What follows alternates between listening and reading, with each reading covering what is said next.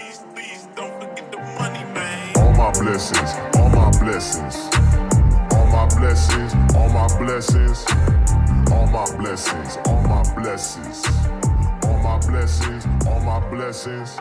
I need my blessings every penny, daily counting every single one. I'm seeing plenty. Level up and watch that beat turn into a Bentley. And just like that, Coach K's career is done. 81-77, the Tar Heels going an 8-3 run in a little over a minute. 63 seconds. They go on an 8-3 run at the end there to wax off the Dukies. A big three by Caleb Love helps to cement it away. And that is it for 40 years of Duke basketball. Duke shot 41, 22, and 60 from the field, 3 and free throw line, much lower than they've been the rest of the tournament. North Carolina was 42, 38, and 70, much better from 3, twice as many threes as the Duke Blue Devils. Duke actually led 37-34 at the half in a game that was very much back and forth. We had 18 lead changes and 12 ties throughout the ball game. We had foul trouble early for Williams and for Moore as well. So the two bigs for Duke certainly had trouble early on. And it was still a big game for our guy Babcock on North Carolina, who finished with 21 rebounds.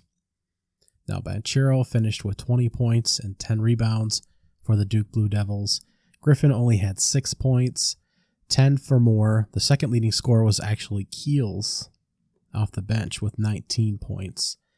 8 for Williams, 8 for Roach, along with 5 assists and 6 rebounds at the guard position. But the Duke Blue Devils, in an epic game, just come up short in Coach K's finale. Caleb Love had 28 points, including several in putting Duke away in the final minutes there. He was only 3 for 10 from 3, but hit a few critical free throws.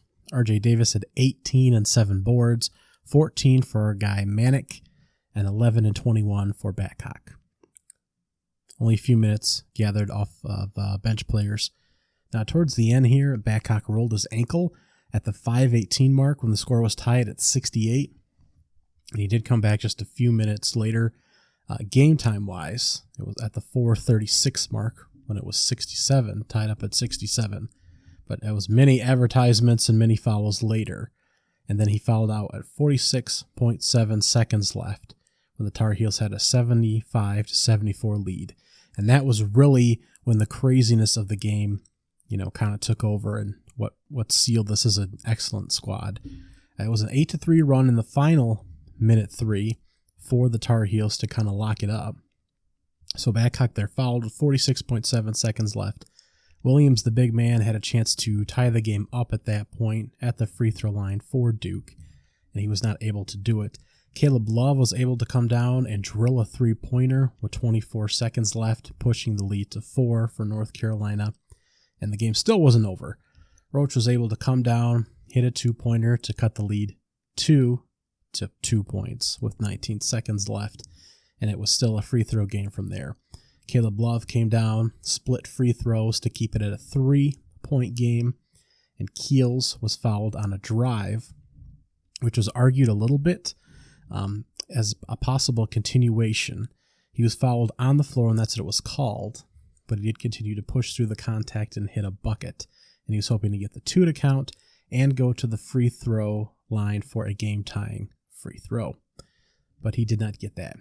He went to the line and hit 1 of 2, which kept the game at 79-77. And again, this might come up as a contentious point later, but he was pretty clearly fouled on the floor. But this kept it at still a 2-point game with 8.2 seconds left. But Caleb Love was fouled again and came down and drilled 2 free throws to make it a 4-point game with, I believe it was 8.2 seconds left. And Duke missed a 3, and that was all she wrote. They grabbed the board, and that was it. North Carolina upset Duke, knocking Coach K off in his final home game. What a terrible way to go out there, and then punching him out in the NCAA tournament. in the Final Four, which is just stunning. And it's just got to be a horrid way to lose to your rival. His final record against North Carolina in his career, an even 50-50. Just wild. Ironically enough, this was the only game in the entire tournament that Duke did not lose the turnover battle. It was a 10-4 edge for the Blue Devils over the North Carolina Tar Heels. Heels did out-rebound the Devils 50-41, which is kind of shocking when you really saw the size advantage that the Devils had. But Babcock was able to, again, just bully in the paint there. We'll see if he can continue that against Kansas and their big boys. It should be a very interesting national championship game. And again, the shooting numbers were much better for North Carolina as well. How much did some of the early foul trouble and benching some of those young guys for Duke hurt them? I would argue that it possibly did, and that they should have allowed them to play a little bit more, as they didn't end up with anyone falling out, and Babcock did end up falling out. So, in the end, it's all retrospect, but I think you got to kind of let those guys play out a little bit. In the NBA, it's a different game. Obviously, you have one more foul and more time, so it's not relative in that instance. You have smarter players in how they play with their fouls and handle the contact and that kind of thing. But I think even in college ball, you've got to trust your guys a little bit more and the impact that those big guys can have. Knowing their role on the court there, I think you got to trust them and play them out a little bit more and not just automatically bench them when they hit 2 fouls in the first half or 3 fouls. So I don't always trust that piece of it. And I think they could have made the difference a little bit in the first half, even though they were leading. Funny part in this broadcast, because of where the court is located, they were playing at the Saints Stadium there, the Superdome in New Orleans. Is that right? The Caesars Superdome is what it's called now? When did that happen? I guess I missed that memo. All right, so the Caesars Superdome is where the Final Four is being played. And of course, there's no grand perspective from the telecast as to how small that basketball court actually looks in the grand scheme of the football stadium. But we do see that, of course, the floor is elevated, so players actually have to walk up from the benches to get to the court there. But where Coach K was sitting on his stool, and he wasn't standing and walking to the bench and back and forth, but because of how the setup was, as often the case for these kind of games, he was actually given a stool on the sideline and sitting on a stool. And behind him, you could see the media row, and you could see a sticker on the back of one of the laptops that just said, "I love Guster." And it was constantly in the background behind Coach K's head on all the shots, of course, as they're showing a Final Four game and what could be Coach K's last game and a rivalry game. So there's constantly, every couple minutes, showing Coach K, and this "I love Guster" sticker on this computer is always behind his head. And it was funny to see on the telecast. And a little more information on that today. Matt Norlander of CBS Sports and the Eye on CBS Sports podcast that covers college basketball was talking about the Final Four and how he was there reporting on the game. And that was him in the shot. And that was his laptop. And his phone started blowing up because he realized, and friends realized, and colleagues realized that he was in the televised shot. And, they kept making comments that he was on TV. So, Guster is a band that he likes, a Boston-based band, I believe he said.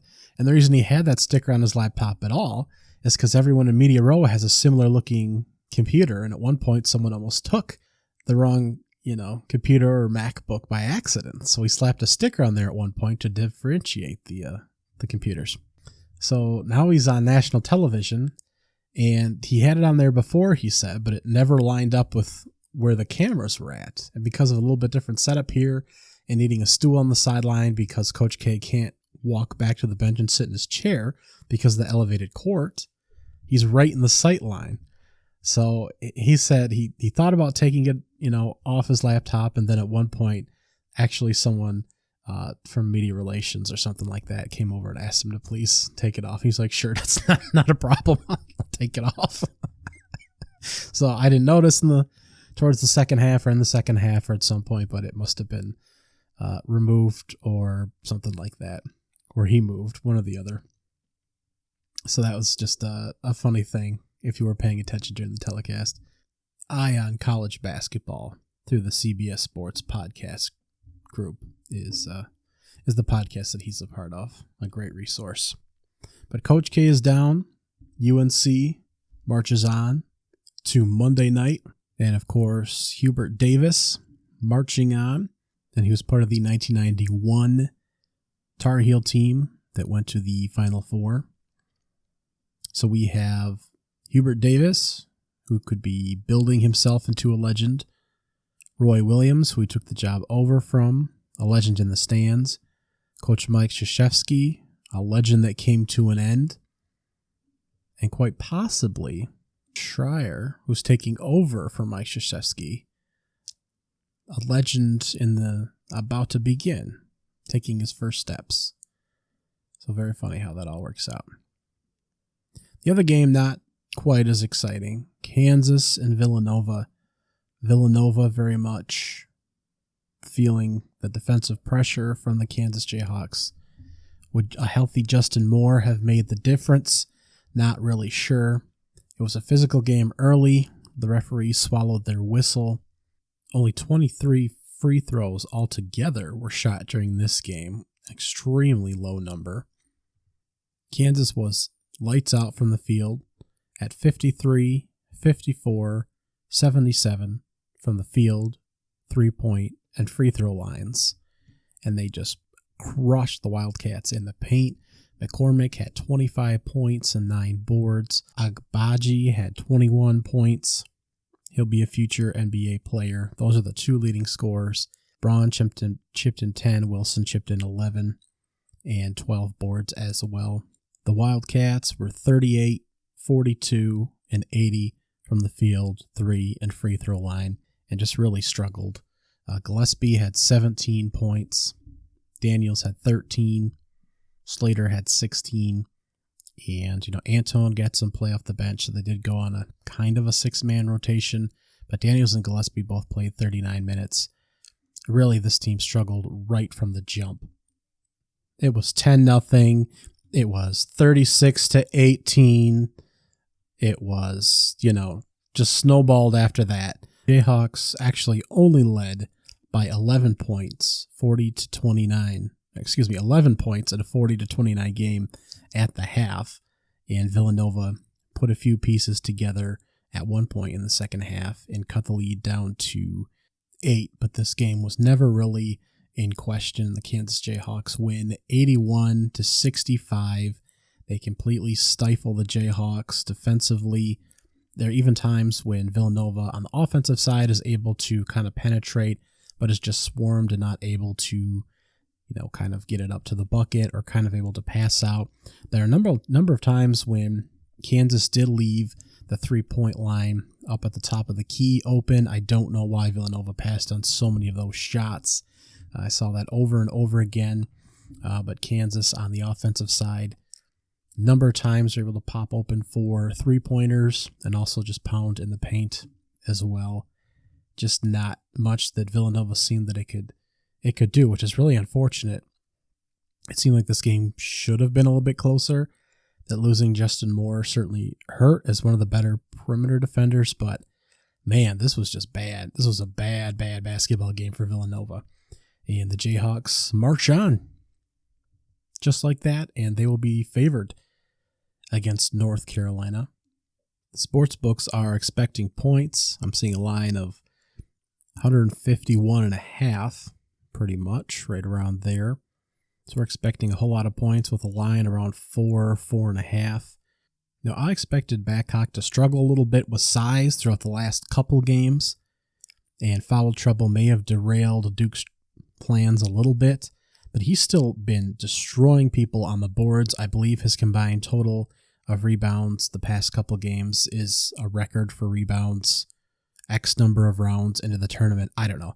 One of those weird statistics that, is thrown out by major sports networks that if A, B, and C happen, it's a new record. But yeah, a lot of rebounds, basically, for this late in the tournament for Babcock. and he's kind of held his own. Hopefully his ankle's okay. So that'll be a question mark. And can he deal with the size, the interior of Kansas? Because I would think that they'd have, the advantage in the post. But then the guard play of Caleb Williams and how he's pulled through the past couple of games and making critical plays and big shots has been a big deal for the Tar Heels and kind of limiting turnovers. If this is a big physical game and we have whistles being swallowed again, that plays to Kansas's advantage, I believe. I'm starting to lean Kansas, even though North Carolina has been a great story and I think has had a much more difficult route in order to get here. And I think they play great as a cohesive unit. So I am leaning Kansas. I think that they will cover. If I had to guess, this would be win by a couple of buckets. I think that they're just going to pull away late and kind of find a way to bang away inside a little bit, especially Bangkok's ankle is a problem. Again, I like Caleb Williams quite a bit, and the guard play could be the difference if they win here more than the interior presence. Some of that perimeter shooting, what they're able to do there. But I'm going to go Kansas. I'm going to go Kansas to cover, we'll say 4.5. I'm going to go under the 151.5. I think at some point these teams are going to play a little defense. That just seems like such a high number. And that's what I like. Kansas to cover 4.5, under 151.5, and Kansas money line if you choose to go that route.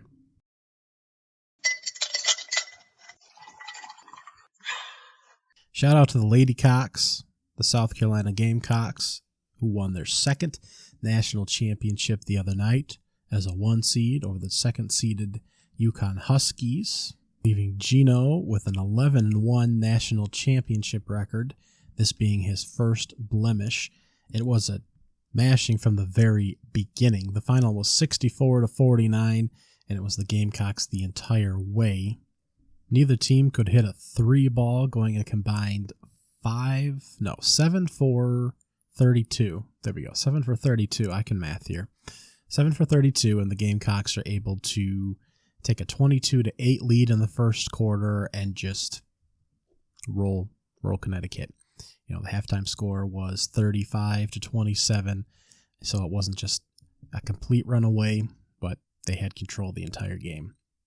And throughout the entire second half, you never were really thought that Connecticut was ever going to make a run through.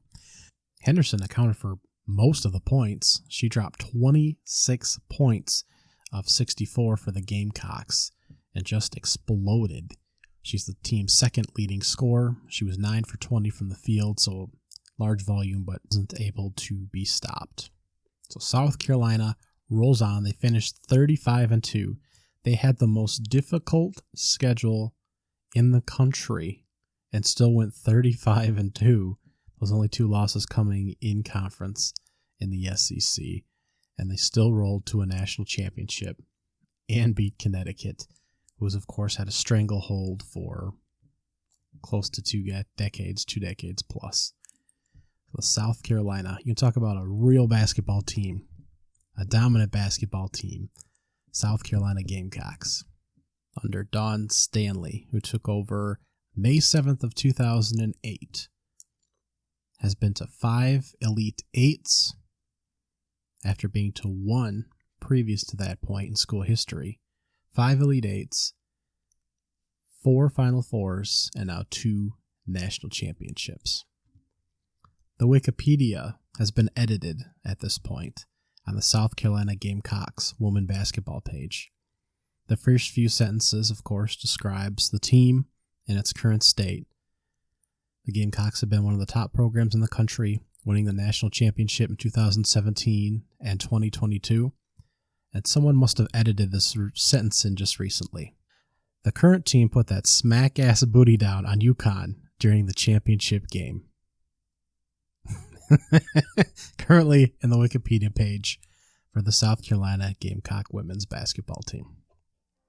So enjoy the men's tonight, and I'll catch up with you later. All my blessings, Bye-bye. all my blessings, all my blessings, all my blessings, all my blessings, all my blessings, all my blessings, all my blessings.